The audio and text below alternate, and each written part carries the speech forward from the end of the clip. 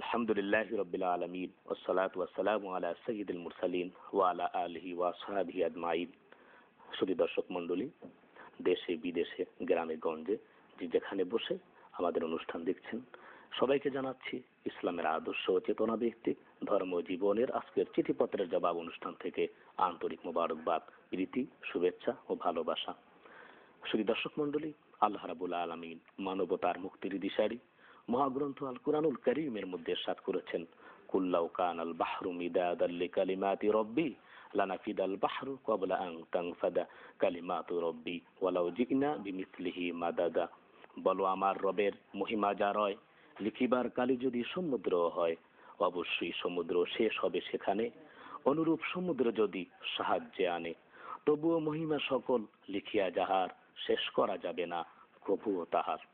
অর্থাৎ পৃথিবীর সমস্ত সাগরের পানি, পুকুরের পানি, নদীর পানি একসাথে করেও যদি কালি বানানো হয়, আর পৃথিবীর সমস্ত জঙ্গলের গাছপালাগুলি কেটেও যদি এমনিভাবে কলম বানানো হয়, আল্লাহ সুবহানাহু ওয়া তাআলার মহিমা লেখা শেষ করা যাবে না। তাই তো অন্তর উজাড় করা ভালোবাসা দিয়ে বলতে হয়, চাঁদ সূর্য যার, আকাশ মাটি পাখির কলরব, চোখের কাছে যা দেখা যায় আল্লাহ সবার রব। শুনি দর্শক মণ্ডলী, যে আল্লাহ রাব্বুল আলামিন এত করুণাময়, এত দয়ালু। আসুন না আমার অনুষ্ঠানের শুরুতেই সেই আল্লাহ পাকের জবান মহাগ্রন্থ আল কুরআনুল কারীম থেকে তেলাওয়াত শুনি। أعوذ بالله من الشيطان الرجيم. بسم الله. قد جمعوا لكم فاخشوهم فزادهم إيمانا وقالوا حسبنا الله ونعم الوكيل.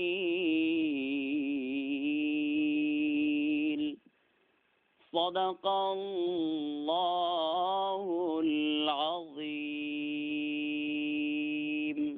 আপনারা চিঠিপত্রের মাধ্যমে অগণিত প্রশ্ন পাঠিয়েছেন, আর আপনাদের এই প্রশ্নের উত্তর প্রদানের জন্য আজকে আমরা স্টুডিওতে বাংলাদেশের বিশিষ্ট দুইজন ইসলামিক চিন্তাবিদ, বিশিষ্ট স্কলারকে আমন্ত্রণ করেছি। চলুন আমরা তাদের সাথে পরিচিত হই। আমার ডানে রয়েছেন আন্তর্জাতিক খ্যাতি সম্পন্ন ব্যক্তিত্ব, বিশিষ্ট আলেম দ্বীন হযরত মাওলানা তাওহীদুল ইসলাম সালেহী। আসসালামু আলাইকুম ওয়া রাহমাতুল্লাহি ওয়া বারাকাতুহু। আমার সর্বডানে রয়েছেন আন্তর্জাতিক খ্যাতি সম্পন্ন ব্যক্তিত্ব, বিশিষ্ট স্কলার, সলিমুল্লাহ ডিগ্রি কলেজের সম্মানিত সহকারী অধ্যাপক হযরত মাওলানা মনসুরুল হক সাহেব। আসসালামু আলাইকুম ওয়া রাহমাতুল্লাহি ওয়া বারাকাতুহু। শুরুতে আমি যে চিঠিটি পড়ছি, নোমান আব্দুল্লাহ রুহুল আমিন, আপনারা ঢাকা হোসনি দালান থেকে লিখেছেন যে কিয়ামত যখন সংগঠিত হবে তো আল্লাহ সুবহানাহু ওয়া তাআলা 2.5 লক্ষ বছর নিদ্রা যাবেন এবং কাফেরেরা শাস্তি ভোগ করার পরে আল্লাহ সুবহানাহু ওয়া তাআলা আবার জাগ্রত হবেন এবং কাফেরেরা শাস্তি ভোগ করার পরে আবার তারা জান্নাতে যাবেন। এই কথাগুলো কতটুকু সত্য দয়া করে জানালে উপকৃত হব। জি মুহতারাম মাওলানা মনসুরুল হক সাহেব। কোরআন এবং হাদিসের দৃষ্টিকোণ থেকে সম্পূর্ণরূপে অযোগ্য, কারণ আল কোরআন আল্লাহ তাআলা তার পরিচয় দিতে গিয়ে ঘোষণা দিয়েছেন, লা তাখুযুহু সানাতুন ওয়ালা নাওম, তার কোনো তন্দ্রাও নেই এবং তার কোনো নিদ্রাও নেই। সুতরাং তিনি 2.5 লক্ষ বছর নিদ্রা যাবেন। এই পর্যায়ে আবার কাফের যাদের ব্যাপারে আল্লাহ তাআলা চ্যালেঞ্জ ছুড়ে দিয়েছেন, যতক্ষণ পর্যন্ত সূচের ছিদ্র দিয়ে উট প্রবেশ না করবে ততক্ষণ পর্যন্ত কাফেররা জান্নাতে যেতে পারবে না। এটা আল্লাহ তাআলার চ্যালেঞ্জ। ঈমান আনয়ন করাটাই হচ্ছে প্রধান শর্ত। সুতরাং এই কথাটি সম্পূর্ণরূপে ভিত্তিহীন কথা এবং অসত্য কথা। এবার চিঠি পাঠিয়েছেন আব্দুল্লাহ মারুফ টঙ্গী থেকে, যে নামাজ রোজাকে যদি কেউ ঠাট্টা করে, যেমন কেউ বলে যে ঘরে ভাত নেই, সে আবার রোজা রাখবে, এমনটি কথা যদি কেউ বলে, তাহলে ইহকাল এবং পরকালে তার শাস্তি কি? আল্লাহ বলছেন, ওয়ালা তাত্তাখিযু আয়াতিল্লাহি হুজুয়া, তোমরা আমার আয়াত, আমার বিধানকে নিয়ে ঠাট্টা বিদ্রূপ করিও না। এটা আল্লাহ তাআলা নিষেধ। দ্বিতীয়ত সূরা তাওবাতে আরো সুন্দর বলছেন, কুল আবিল্লাহি ওয়া আয়াতি ওয়া রাসূলি কুনতুম তাস্তাহজিউন লা তা'তাযিরুল ইয়াওম কাদ কাফারতুম বা'দা ঈমানিকুম। আল্লাহ তাআলা বলছেন, তোমরা আল্লাহ এবং তার রাসূল এবং আল্লাহর আয়াতের সাথে ঠাট্টা বিদ্রূপ করছো, কিয়ামতের দিন বলা হবে তোমাদের আজ আজ কোনো আপত্তি ওজোর আমি শুনবো না, মানবো না। তোমরা ঈমান আনার পর কুফরি করেছো। সুতরাং এই ধরনের কথা আল্লাহকে নিয়ে বা তার বিধান বা তার নির্দেশ বা তার আহকামকে কেন্দ্র করে কোনো প্রকার অনিচ্ছাকৃত ভাবেও ঠাট্টা বিদ্রুপ ছলে হাসির ছলেও বলা যাবে না। এবার চিঠিটি পাঠিয়েছেন রাবেয়া বিক্রমপুর থেকে। উনি বলেছেন যে পীর ওলিরা এরা কি সন্তান দিতে পারে কিনা? আল্লাহ রাব্বুল আলামিন আল কোরআনে সূরা রাদের মধ্যে স্পষ্ট বলেছেন, আল্লাহু ইয়ালামু মা তাহমিলু কুল্লু উনসা ওয়া মা তাগীদুল আরহাম ওয়া মা তাজদাদ। আল্লাহই ভালো জানেন মহিলার গর্ভে সন্তান কি হবে, সংকুচিত হবে না হবে না, তার একমাত্র জ্ঞান একমাত্র আল্লাহ রাব্বুল আলামিনের। সুতরাং কোনো মানুষ তো দূরের কথা, যেখানে নবী এবং রাসূলগণ সন্তান দেওয়ার অধিকার তাদের ছিল না, সেখানে প্রশ্নই আসে না। সূরা লোকমানে আল্লাহ তাআলা আরো স্পষ্ট করেছেন, ইন্নাল্লাহা ইনদাহু ইলমুস সাআ ওয়া ইয়ালামু মা ফিল আরহাম। সমস্ত গর্বে যা কিছু আছে একমাত্র জানার মালিক একমাত্র আল্লাহ তাআলা। সুতরাং সন্তান দেওয়া না দেওয়ার, সন্তান একত্রিত কয়েকজন সন্তান দেওয়া অথবা তাকে বানঝা করা সব মালিক, এমনকি মেয়ে সন্তান, ছেলে সন্তান সব আল্লাহ সুবহানাহু ওয়া তাআলা দিতে পারেন। অবশ্যই। তাহলে আমরা হয়তো বুঝতে পারি যে ওলি আল্লাহদের কাছে আমরা যেতে পারি দোয়ার জন্য, যদি জীবিত হয়, জীবিত ব্যক্তি হয় তার কাছে আমরা দোয়ার জন্য যেতে পারি। এবার চিঠি পাঠিয়েছেন বুশরা টঙ্গী থেকে। উনি জানতে চেয়েছেন দেশের বাচ্চাদের খতনা করার পরে সপ্তম দিনে অনুষ্ঠান করে, এভাবে আমাদের দেশের মধ্যে অনেক জায়গায় প্রচলিত আছে, আর না করলে ঠাট্টা বিদ্রুপ করা হয়। আসলে এটা কোরআন হাদিস দ্বারা এটা কোনো প্রমাণিত কিনা? অনুষ্ঠান সাধারণত দুই প্রকার, একটি ট্রেডিশনাল, একটি দেশীয় সংস্কৃতির অনুষ্ঠান, আর একটি ধর্মীয় অনুষ্ঠান। যদি ধর্মীয় অনুষ্ঠান আকারে সওয়াবের আশায় এই কাজটি তারা মনে করে করা প্রযোজ্য, তাহলে এটা ইসলামের দৃষ্টিকোণ থেকে তা কখনোই গ্রহণীয় হবে না। কারণ সাহাবায়ে কেরাম বা তাবিঈন, সালফে সালিহিন, পূর্ববর্তী যারা আমাদের ইসলামিক স্কলার ছিলেন, তারা কখনো এই ধরনের খাতনা করে কোনো অনুষ্ঠান করেন নাই যেটার মধ্যে সওয়াব নিহিত আছে। আর ট্রেডিশনালি যদি করা হয়, সেটা একটা শো হয়, দেখানো হয়, মানুষকে আতিথ্যতা করা হবে, তার জন্য একটা বিনিময় গিফট নেওয়ার, এই সমস্ত প্রহসনমূলক কার্যক্রম থেকে বিরত থাকাটাই উত্তম। এবারে চিঠিটি পাঠিয়েছেন নাবিলা, মমতাজ এবং রফিক নিমতলা থেকে। জানতে চেয়েছেন যে কবরের আযাব মক্কা এবং মদিনার মধ্যে আযাব হবে না, বিশেষ করে জান্নাতুল বাকি, এটা কোরআন হাদিস অনুযায়ী কতটুকু সত্য, দয়া করে জানালে উপকৃত হব। আমাদের সমস্ত কিছুর উৎস হচ্ছে আল কোরআন এবং নবী মুহাম্মদুর রাসূলুল্লাহ সাল্লাল্লাহু আলাইহি ওয়াসাল্লামের সহিহ হাদিস। এই দুটির আলোকে আমাদের সব সময় প্রশ্নের উত্তর হবে এবং সবকিছু আমাদের জানার বিষয় হবে। সেখানে যদি আমরা দেখি আল কোরআন এবং সহিহ হাদিসে, সেখানে আমরা এই প্রশ্নের উত্তর আমরা খুঁজে পাই না। কারণ আল্লাহ রাব্বুল আলামিনের একটি আয়াতে আমাদের জন্য যথেষ্ট। আল্লাহ বলেন ইউআযযিবু মান ইয়াশা ওয়া ইয়ারহামু মান ইয়াশা। অন্য আয়াতে আল্লাহ বলেন ইয়াগফিরু লিমান ইয়াশা ওয়া ইউআযযিবু মান ইয়াশা। তিনি যাকে ইচ্ছা তাকে শাস্তি দিবেন, যাকে ইচ্ছা তাকে তিনি মাফ করবেন। সে কোন স্থানে কোন জায়গায় জন্ম মৃত্যু বরণ করলো বা দাফন করা হলো, এটা আল্লাহর কাছে প্রধান বিষয় নয়। অবশ্যই যে মহাগ্রন্থ আল কুরআনুল কারীমে সওয়াবের ব্যাপারে যেটা বলা হয়েছে, মান জাবিল হাসানাতি ফালাহু আশরু আমসালিহা, এক নেকি আগার কি বান্দা করে 10 এর বদল में उसे 10 মিলে। এটা যেভাবে বলা হয়েছে, আবার আল্লাহ সুবহানাহু ওয়া তাআলা কিন্তু অন্য আয়াতে বলছেন ফামাইয়া আমাল মিসকালা যাররাতিন খায়রান ইয়ারা ওয়া মাইয়া আমাল মিসকালা যাররাতিন শাররান ইয়ারা, যে বিন্দু মাত্র যে ব্যক্তি নেক আমল করবে সেও তা দেখতে পাবে, আর বিন্দু মাত্র বদ আমল যে করবে সেও তা দেখতে পাবে। তাহলে কিয়ামতের ময়দানে অবশ্যই দেখতে পাবে। তবে এমন একটা বিষয় আছে, আপনি হয়তো আমার সাথে একমত হবেন, যে রাসূল আকরাম সাল্লাল্লাহু আলাইহি ওয়াসাল্লাম বলেছেন যে মদিনার ভিতরে যারা বিশেষ করে আপনার যাদের কবর হবে, আল্লাহ রাসূল সাল্লাল্লাহু আলাইহি ওয়াসাল্লাম বলেছেন যে আমি তাদেরকে অবশ্যই সুপারিশ করব ইনশাআল্লাহ। তবে বিশেষ করে বুজুর্গাদিন যারা ছিলেন বা তারা চেষ্টা করতেন যে মদিনায় যাতে তারা ইন্তেকাল হয়, এটা একটা বিশেষত্ব রয়েছে। তো আল্লাহ সুবহানাহু ওয়া তাআলা আমাদেরকে সঠিক। তারপর আমরা ছেড়ে দেব আল্লাহর হাতেই। তিনি যাকে, যেমন কোরআনের বহু আয়াতে তিনি বলছেন ইউআযযিবু মান ইয়াশা ওয়া ইয়ারহামু মান ইয়াশা, যাকে ইচ্ছা তিনি আযাব দিবেন, যাকে ইচ্ছা তিনি মাফ করে দিবেন। তার হাতের উপরে সবকিছু। জি, আল্লাহ সুবহানাহু ওয়া তাআলা আমাদেরকে জেনে বুঝে সকল কাজে আমল করার তৌফিক এনায়েত করুন। এবারে চিঠি লিখেছেন সাদ এবং রফিক রাইয়ান, তারা ঢাকা ধানমন্ডি থেকে। জানতে চেয়েছেন যে হুর মহিলা না পুরুষ, পুরুষের জন্য যদি কিয়ামতের ময়দানে হুর দেয়া হয় তাহলে মেয়েদের জন্য কি দেয়া হবে? প্রথমে আল্লাহ রাব্বুল আলামিন যে সমস্ত বিষয়গুলো বলেছেন, সে বিষয়গুলোর উপর কোনো প্রশ্ন উত্থাপন না করে বিশ্বাস করতে হবে, ঈমান আনতে হবে। গায়েবের বিষয়গুলোর উপর এটাই ইসলামের নির্ধারণ। এইজন্য আল্লাহ তাআলা সূরা বাকারার প্রথম আয়াতে বলেছেন আলিফ লাম মিম যালিকাল কিতাবু লা রাইবা ফি হুদাল লিল মুত্তাকিন আল্লাযিনা ইউমিনুনা বিল গায়ব। গায়েবের বিষয়গুলোর উপর আমাদের ঈমান আনতে, এর ধরন প্রকরণ পদ্ধতি নিয়ে কোনো প্রশ্ন করা যাবে না যখন পর্যন্ত কোরআন এবং হাদিস আমাদেরকে জানিয়ে না দেয়। সুতরাং হুর আল্লাহ তাআলা বলছেন হুরুন ইনুন কামসালিল লুলুইল মাকনুন, আমরা তা বিশ্বাস করব।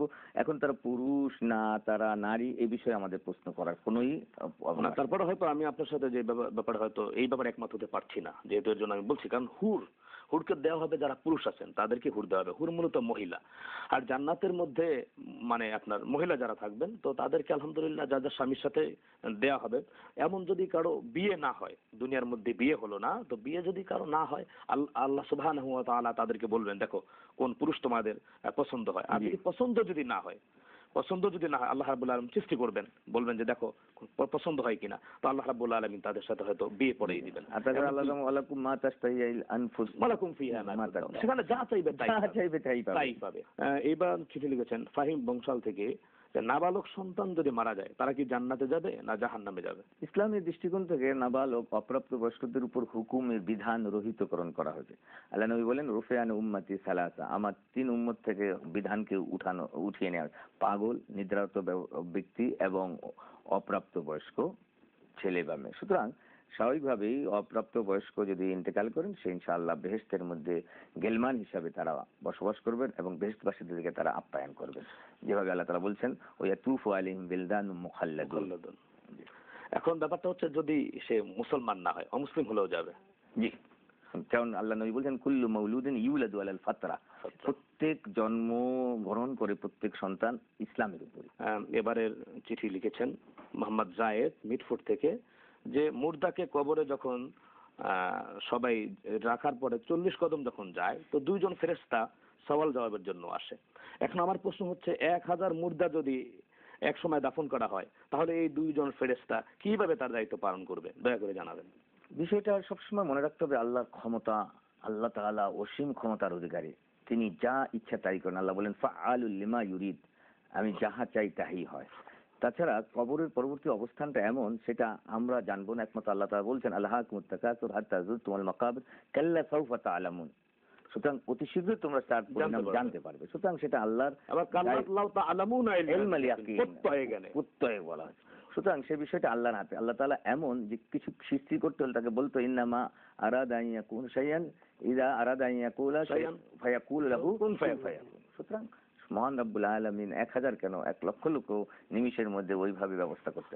এরপরে যে চিঠি, যে আফসার উত্তরা আদমপুর থেকে, উনি চিঠি লিখেছেন যে বিটিভি কর্তৃক চিঠিপত্রের জবাব অনুষ্ঠানটি আমার খুবই ভালো লাগে, এই অনুষ্ঠানটি কখনো আমি মিস করি না।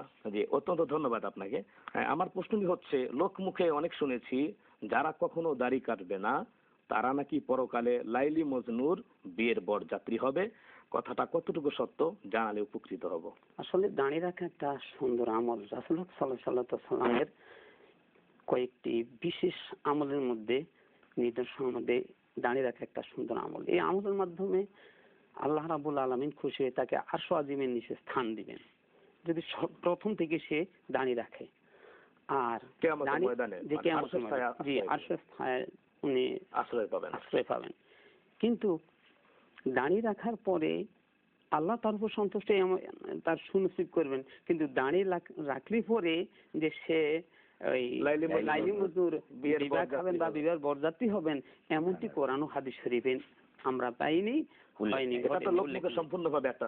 এটা শুধু একটা বানোয়াটি কথা শুনতে আসছি, মানুষ আলোচনা করে, সুতরাং এটা ভিত্তিহীন। পরের চিঠিটি পাঠিয়েছেন জালালউদ্দিন আলাউদ্দিন রাঙামাটি আমতলা থেকে। উনি লিখেছেন যে আমাদের ঈদগাহে ঈদ উল ফিতরের নামাজে একজনে খুতবা পড়েছে আর অন্যজন নামাজ পড়িয়েছেন, তো নামাজ হয়েছে কিনা? জি, এটা একটা আমাদের জানার বিষয়। আসলে ইমাম সাহেবের উপর সব দায়িত্ব নেতৃত্ব থাকে। ইমাম সাহেব যখন নামাজ পড়াবেন তখন সেখানে যদি রাষ্ট্রপতিও যায়, একজন রাষ্ট্রপতি প্রধানমন্ত্রীও যায়, পুরুষ হোক যাই হোক, কিন্তু তার অধিকার নাই যে ইমাম সাহেবের সামনে যেয়ে দাঁড়াবে। তো এখন এটা ইমামের জন্য সম্ভব, কিন্তু ইমাম খুতবা পড়াবেন, ঠিক আছে, নামাজও পড়াবেন, কিন্তু দেখা যায় এখানে একটা সম্মানীয় আছে, হয়তো ইমাম সাহেবের ওস্তাদও হতে পারে বা অন্য কিছু। ইমাম যদি সদিচ্ছায় একজনকে নামাজ পড়াইতে দেন তাহলে এখানে নামাজ হয়ে যাবে। না, কিন্তু তাতে নামাজ তো কোনো- হবে আলহামদুলিল্লাহ, জি। কিন্তু আমাদের এই দেওয়াটা কিন্তু এবার অস্বাভাবিক কিছু না। কারণ আমাদের দেশে অনেক জায়গায় গ্রামে মফস্বলে দেখা যায় ঈদগাহে নামাজ পড়ে। তো ঈদগাহে নামাজ পড়লে দেখা যায় অনেক মসজিদের ইমাম কাকে দিবে। এখন দেখা গেছে যে ভাগ করে নেয়। তারা ভাগ করে নিল যে আপনি অমুক মসজিদের কেন্দ্রীয় মসজিদের ইমাম, আপনি ওটা পড়ান, ঈদ উল ফিতরের নামাজটা পড়ান, উনি খুতবা দেখ, এমনটা হতে পারে। জি, জি, জি, হ্যাঁ, এতে কোনো এমন করে, তাতে কোনো নামাজের নোকসান নেই। আশরাফুল কোনা আফজাল, ডিবি গ্রাম, চাটমোহর, পাবনা থেকে আপনারা জানতে চেয়েছেন, একজন তর্ক বিতর্কের মাধ্যমে বলে ফেললো যে মানি ইজ সেকেন্ড গড। এখন সে যদি তওবা না করে তার ঈমান থাকবে কি? এ জাতীয় কথা বললে তার নামাজ রোজা হবে কিনা? মান ইজ দি সেকেন্ড গড, এই কথাটা মুসলমান বরদাস্ত করতে পারে না। এই কথা কখনো সত্য নয়। আল্লাহ রাব্বুল আলামিন সবকিছুর মালিক, সবকিছু তিনি সৃষ্টি করেছেন, সবকিছুর মালিকও তিনি। এখন মান ইজ দ্য সেকেন্ড গড, এই কথাটা ভিত্তিহীন কথা, এটা কখনো হতে পারে না। যেহেতু আল্লাহ রাব্বুল আলামিন সূরা ইখলাসও বলেছেন, কুল হুয়াল্লাহু আহাদ আল্লাহুস সামাদ লাম ইয়ালিদ ওয়া লাম ইউলাদ ওয়া লাম ইয়াকুল লাহু কুফুয়ান আহাদ। তো এখানে বলছে আল্লাহ ইজ ওয়ান, নো আদার্স। তিনি চ্যালেঞ্জ করে বলছেন আমি আল্লাহই এক, আমি এক আল্লাহ। তো সুতরাং এখানে বোঝা গেল আল্লাহ রাব্বুল আলামিন এক, অদ্বিতীয়। আশহাদু আল্লা ইলাহা ইল্লাল্লাহু ওয়াহদাহু লা শারীকা লাহু। আল্লাহ রাব্বুল আলামিন এক, অদ্বিতীয়। সুতরাং এখানে মান ইজ দ্য সেকেন্ড গড, এই কথাটা কখনো সত্য নয়, ভিত্তিহীন কথা, এটা সম্পূর্ণ অমূলক কথা। এবং এই কথা বললে মুশরিকি আসে। মুশরিকি বিভিন্ন রকমের আছে, ৮ প্রকারের। বিশেষ করে কাউলি ফেলি, এই দুইটা মারাত্মক। এখানে কাউলি মুশরিকি হয়ে গেছে। আল্লাহ রাব্বুল আলামিন যে কুফরি হলো, আল্লাহ রাব্বুল আলামিন কালামে মজিদে বলছে ইন্নাল্লাহা লা ইয়াগফিরু আন ইউশরিকা বিহি ওয়া ইয়াগফিরু মা দুনা যালিক লিমান ইয়াশা। আল্লাহ রাব্বুল আলামিন কখনো মুশরিককে ক্ষমা করবেন না, বরঞ্চ মুশরিকি ছাড়া অন্য কোন গুনাহ যদি করে থাকে আল্লাহ পাক ক্ষমা করবেন। অবশ্যই তার তওবা করতে হবে। তাহলে বোঝা গেল এমনি যদি কেউ শিরক করে ফেলায় তাৎক্ষণিকভাবে তওবা করে নিতে হবে, না হয় তার মাফ নাই, আল্লাহ তাকে ক্ষমা করবেন না। আসলে এটা আমাদের অনেক কিছু ভেদ আছে, আমরা কোরআন হাদিসের আলোকে জানি না, কিন্তু এমন কোনো কথা বলে ফেলি যেগুলো মানে কুফরি পর্যায়ে চলে যায়। যেমন মান ইজ দ্য সেকেন্ড গড, অনেকে এই ধরনের কথা বলে। আমরা চেষ্টা করবো ইনশাআল্লাহ যাতে করে। আর মুসলমান তো লাগামহীন ছাড়া কথা বলতে পারবে না। লিখেছেন মোর্শেদ আঞ্জু হীরা বাবলি বাবু জেসমিন, গ্রাম ধাওয়া, থানা ভান্ডারিয়া, জেলা পিরোজপুর থেকে। জানতে চেয়েছেন বকরি, খাসি, পাঠা, ভেড়া, ভেড়ি ও দুম্বাই কুরবানির জন্য কয়জন অংশগ্রহণ করতে পারবে? একটা গরু, মহিষ ও উটে সর্বোচ্চ কয়জন শরীক হতে পারবে? মৃত্যু ব্যক্তির নামে এবং রাসূল আকরাম সাল্লাল্লাহু আলাইহি ওয়াসাল্লামের নামে বা তার বিবিগণ ও বুজুর্গদের নামে কুরবানি দেওয়া যাবে কি? জি, বকরি, ভেড়া, দুম্বা এগুলো দিয়ে একটা কোরবানির জন্য একজনই গ্রহণ করতে পারবে, একাধিক হবে না। কিন্তু গরু, মহিষ ও উট যদি হয় সেখানে 1 থেকে 7 জন অংশগ্রহণ করতে পারবে। জি। আর এখানে আপনি বলেছেন তুই একটু নামে কোরবান করা যাবে কিনা, কোরবানি দেওয়া যাবে কিনা, অথবা প্রিয় নবী রাসূলুল্লাহ সাল্লাল্লাহু আলাইহি ওয়াসাল্লাম বিবিগণ বুজুর্গদের। এখানে আপনার প্রথম শর্ত হলো যে আপনি মালিকি নাসাবের অধিকারী, তাই না? আপনি আপনার নামে আগে কোরবান করবেন। আপনার নামে কোরবান করার পরে, কোরবানি দেওয়ার পরে পরবর্তী সময়ে আপনার নিকটতম যারা আছে পিতা মাতা বা আরো মুরব্বী, তাদের নামে আপনি দিতে পারেন। মৃত্যু ব্যক্তির জন্য দেওয়া যাবে, জীবিত ব্যক্তিদের জন্য দেওয়া যাবে।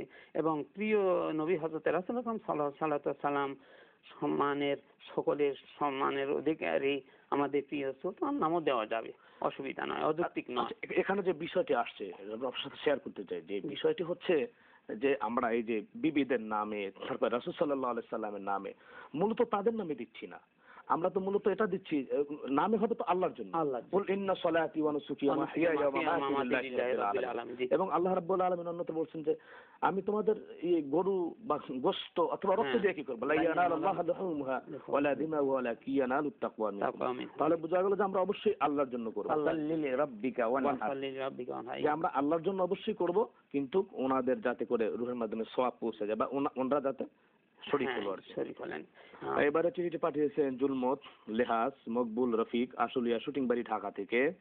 জানতে চেয়েছেন স্বামী ও স্ত্রী জামাতে নামাজ পড়তে পারবে কিনা? আসলে জামাতে নামাজ পড়ার ব্যাপারে আল্লাহর নির্দেশ হয়েছে ওয়ারকাউ মা রাকিন মসজিদে। তো এখন আমাদের দেশে তো সর্বত্র মেয়েরা যে নামাজ পড়তে পারে না, কোন কোন ক্ষেত্রে দেখা গেল ওদের আপত্তি আছে বা মসজিদ কাছে নেই, স্বামী নামাজ পড়বে, তার স্ত্রী সাথে নামাজ পড়বে নিয়ত করে ফেললো, তাহলে পড়া যাবে।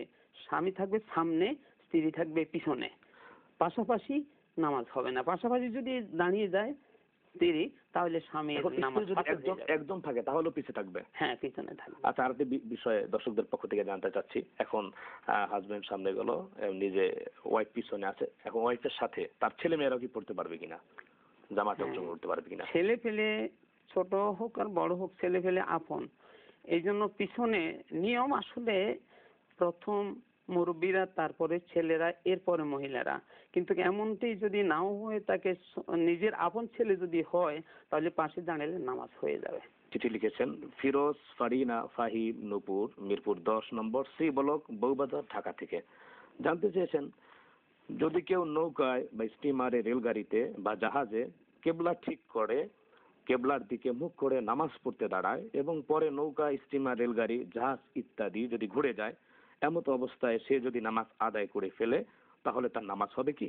আমরা প্রথম কাবা শরীফের দিকে লক্ষ্য করে, কাবাকে সামনে করে ওই দিকে লক্ষ্য করে নামাজে বসবো বা দাঁড়াবো, নামাজ শুরু করব।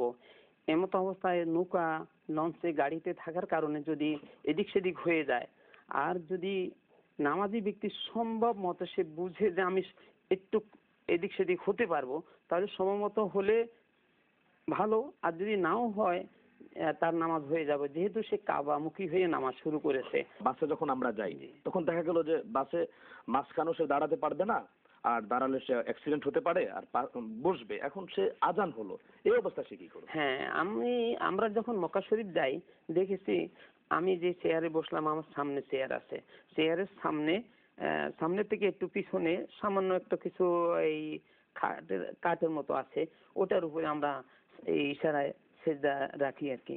তারপরেও কথা আছে, যদি আপনি কোনো কিছু না পান, তাহলে আপনি বসে বা দাঁড়িয়ে ওই ইশারায় নামাজ পড়ে নেবেন। আল্লাহ রাব্বুল আলামিন ওই ইশারাতে নামাজ পড়ে নিল, আপনার নামাজ কবুল করে নেবেন। মোট কথা হচ্ছে যেহেতু আল্লাহ রাব্বুল আলামিন চাচ্ছে বান্দা আমার জন্য হাজির।